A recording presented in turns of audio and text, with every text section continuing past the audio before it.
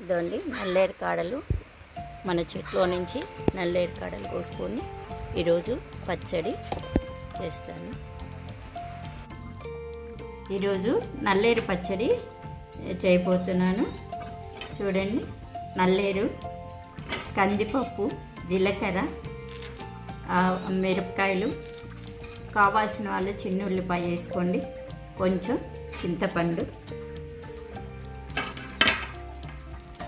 నల్లేరుని మనం ఇట్లా కట్ చేసుకోవాలా.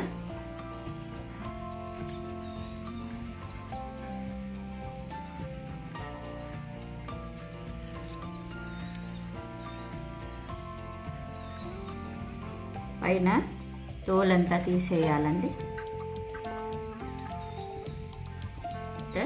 పైన తోలు తీసేయాలి.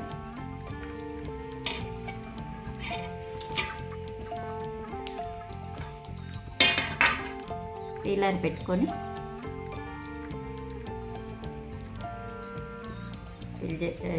తీసేస్తే తొక్కు తీసేసేయాల. పైన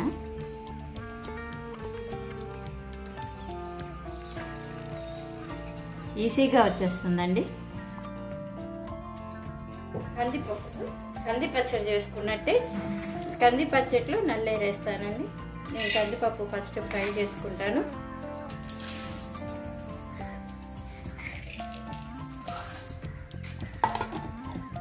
కందిపప్పు,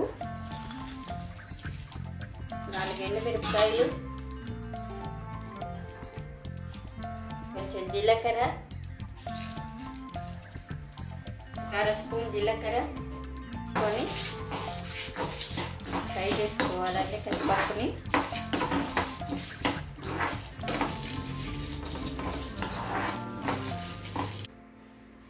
కందిపప్పు వేగే లోపల మనం నడువుల నొప్పులు, చాలా రోగాలకి ఇది తగ్గిస్తుంది. ఇవన్నీ పాతకాలంలో అప్పడాలలో కూడా వేసేవాళ్ళు. ఇవన్నీ మనం మర్చిపోయాము. చూడండి, ఇట్లా పీచు తీస్తే వచ్చేస్తుంది. ఇట్లా తీయాలండి. ఇట్లా పీచు తీసుకొని పీచు లేకుండా వేసుకోవాలి.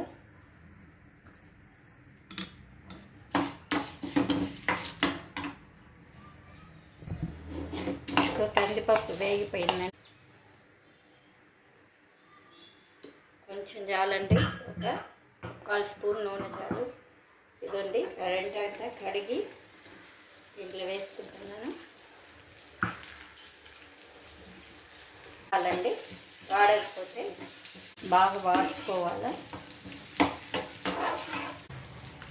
లైట్గా వేసుకున్నా వాడేదానికోసం. మంచిదండి.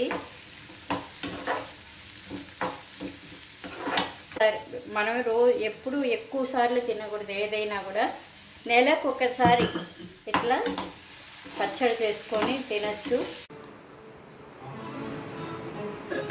ఇట్లా పెరట, కందిపప్పు, మిరపకాయలు, చింతపండు వేసి మిక్సీ వేసుకోవాలండి.